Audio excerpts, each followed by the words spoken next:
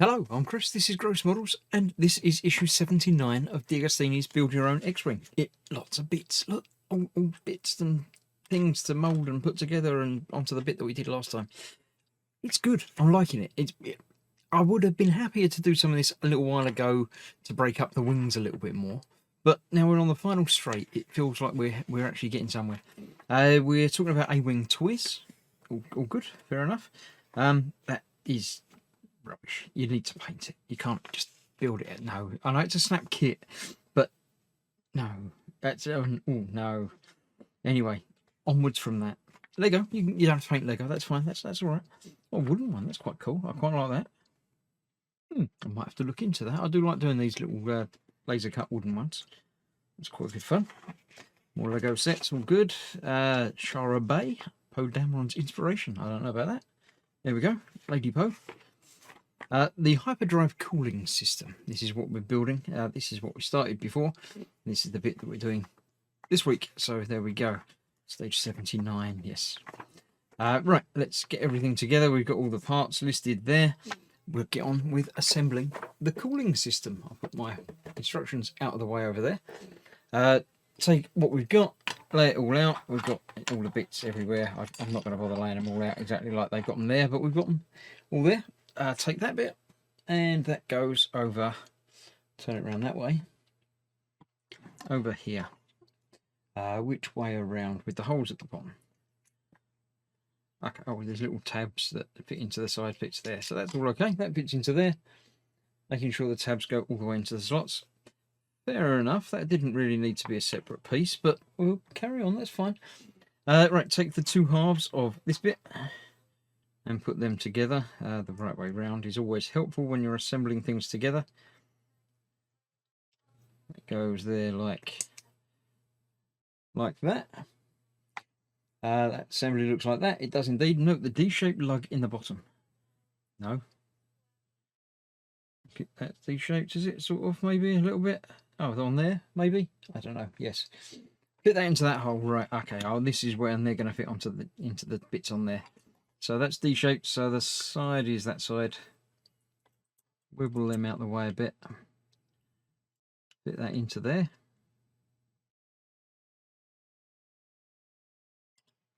Sort of in, push it in a little bit further. Let's say push it all the way down. Fit it in, holding the two bit parts out the way, and then fit the pipes into the sides. Right. So let's get one pipe fitted into one side. You can get the other pipe out of the way first and make sure I can get this all the way down. So that feels like that's as down as it's going to go. Flick that in there. And that one. In that side. Cool. It looks like a thing. It does. I don't know exactly what it should do, but it's the cooling system.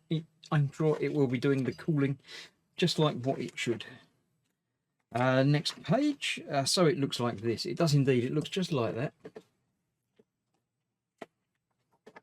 Fit the pipe to the left end. Like, yeah, I've done that.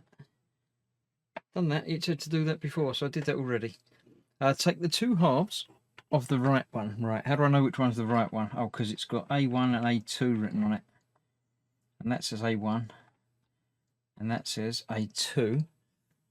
So, does it have anything? It doesn't say anything on there as to which A it is, so I can tell that it's that one. No, it's that one, because it's got that bit sticking out this side. And we need one of these. Are these the same? No, these go off in different directions as well. That one says A1. So that's with the A1s, that's with the A2s. Okay. So put that in there first. Like that. Okay. Then put that over there, and it's got a hole going through the middle of it. It has indeed. Okay. Fair enough. Where's that going to go? That's going to go onto here. Onto this. Ah, that's going into there, and that's going onto there. Right. So we can put that on there, because that will turn. Then we can turn that and get that located into there. On its way around. Sort of, maybe. seems you need to do 3 things at once.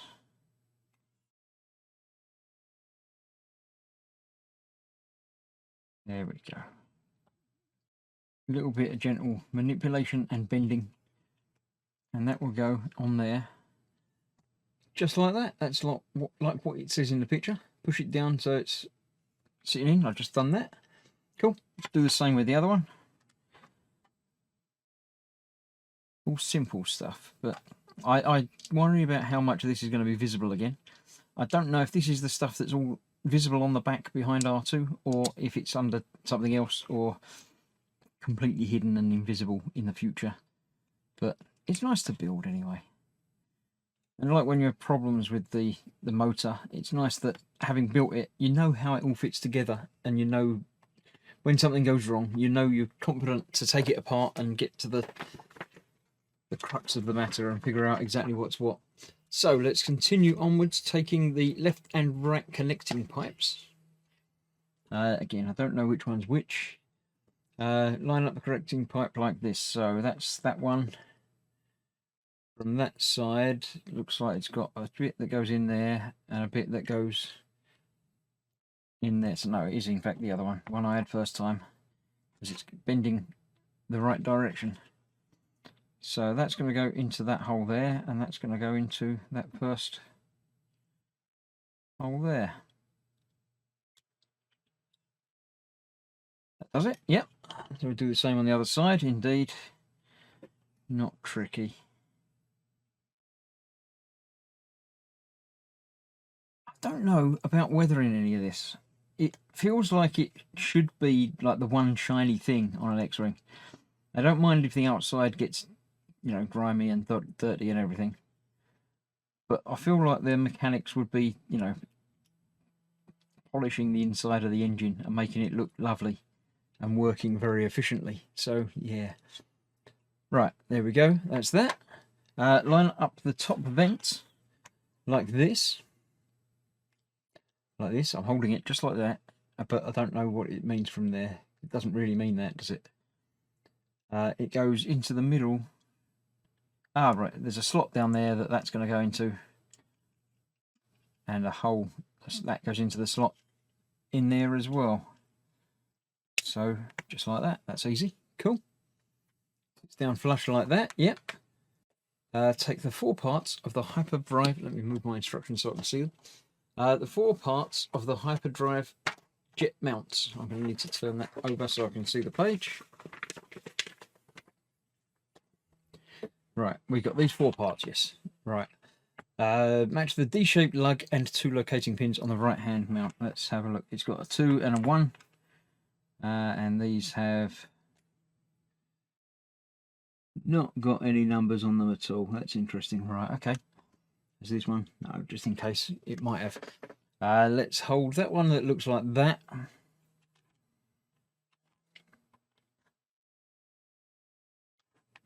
Are there any differences between those? I wonder why they put numbers on them if they're the same.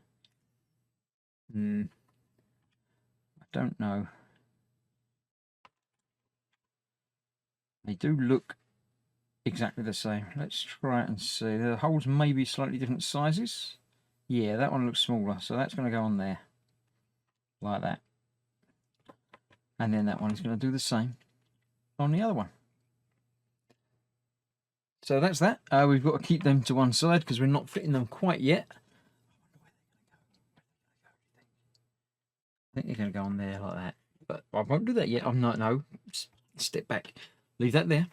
Let's get the magazine back down and have a look and see what we've got on the back. We've got an A-wing. There had to be an A-wing in it because we're still talking about A-wings. Obviously, TIE fighters and things. So that's that. That was issue 79. Nice quick one, this one. They've been getting a bit longer and bigger, but this is a nice, quick, easy one, 79. I have part 80, so I shall be doing that momentarily, and the video should be arriving hopefully tomorrow. So, thank you for watching. I hope you're enjoying the build and staying safe, and I shall see you soon for the last of this month's builds. Bye-bye for now.